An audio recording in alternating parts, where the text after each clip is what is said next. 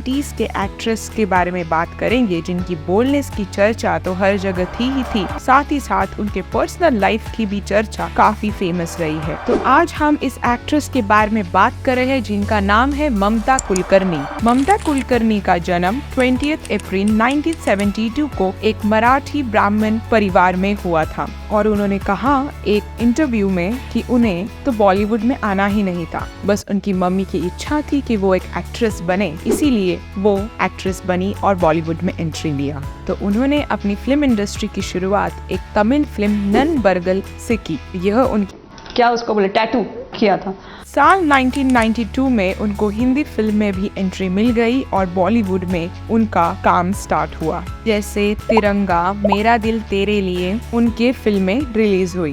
फिर उनकी फिल्म आई आशिक आवारा। इस फिल्म से उन्हें असली पहचान मिली थी। सैफ अली खान ने बॉलीवुड में डेब्यू किया था। मैंने तुम्हें पढ़ लिया, तुम्हारी आंखों में बसी सच्ची मोहब्बत देख ली, बस अब मुझे और कुछ नहीं पढ़ना। उसके बाद तो उनका सफर यूं मानो शुरू ही हो गया था। उनके बाद उन्होंने बहुत सारी फिल्में की, जैसे वक्त हमारा है, करण अर्जुन, बाजी, क्रांतिवीर और सबसे बड़ा खिलाड़ी। स्टार्टिंग में वन का सॉन्ग किया जो आते ही काफी फेमस हो गया। कुछ कंट्रोवर्शियल टॉक्स के बारे में, ममता कुलकर्णी ने एक मैगजीन के लिए टॉपलेस फोटोशूट करवाया था जिसकी खूब चर्चा हुई थी। स्टारडस्ट मैगजीन के लिए ममता ने जो फोटोशूट कराया उससे उन्हें रातों रात हुस्न की मलिका का खिताब मिल गया। ममता की वो तस्वीर उस वक्त के लिहाज फिर छोटा राजन की कुलकर्णी पर ऐसी ममता हुई कि उनके सामने फिल्मों की लाइन लग गई। कहा जाता है कि 1980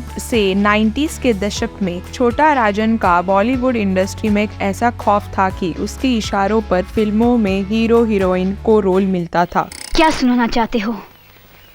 जो तुम कहना चाहते हो वो हमने दीवान से सुन लिया। अभी बात करें कि दोनों के बीच संबंध तो थे, बाद में छोटा राजन ने भारत छोड़ दिया। इस कारण उसके और ममता के बीच में दूरियां आने लगी और रिश्ता कमजोर हो गया।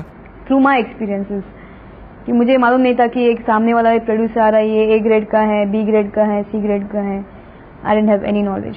इसी फिल्म के दौरान काफी और चीजें भी हुई, जैसे ममता कुलकर्णी एक्शन डायरेक्टर टीनू वर्मा के काफी क्लोज आ गई थी। हालांकि टीनू वर्मा मैरिड थे और उनके 2 बच्चे भी थे। और ये नहीं, दोनों ने तो चोरी चुप के शादी भी कर ली। ये भी कहते हैं कि टीनू वर्मा के वाइफ ने इन दोनों को आपत्तिजनक समस्या में दोनों को देख लिया था, इसीलिए इनका रिश्ता सामने आ गया था और बाद में खत्म हो गया। पर टीनू वर्मा ने एक इंटरव्यू में कहा था टिकट देकर बुलाया गया था।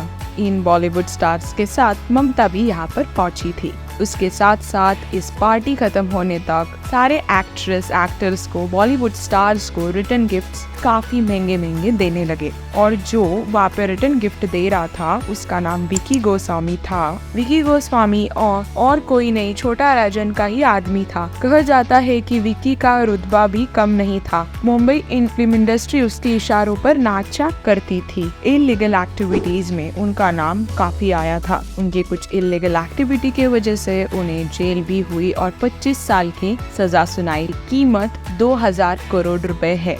इसके बाद उन्होंने कुछ वीडियो सोशल मीडिया पर अपलोड किया और कहा, मैं तो योगिनी बन गई हूँ, मैं तो स्पिरिचुअल लाइफ जी रही हूँ, सब कुछ छोड़ छाड़ के मैं तो अब स्पिरिचुअल बन गई हूँ। अभी उन्होंने इंटरव्यू में भी कहा था कि लोगों को जो बोलना है वो बोलने दो, मैंने वो सब सारी चीजें छोड़ दिए हैं। साथ ही साथ उन्होंने ये भी कहा विकी से शादी ही नहीं की थी और वो तो सिर्फ उनका दोस्त है। और इन सारे मामलों के कारण विकी और ममता दोनों ही वांटेड हो चुके थे। कोर्ट ने इन दोनों को पेश होने के लिए कहा, पर तो भी ये दोनों नहीं आए और पुलिस ने मुंबई में उनका फ्लैट था, उनकी प्रॉपर्टी थी, वो सारी प्रॉपर्टी को सीज कर दिया और वांटेड का नोट चिपका दिया।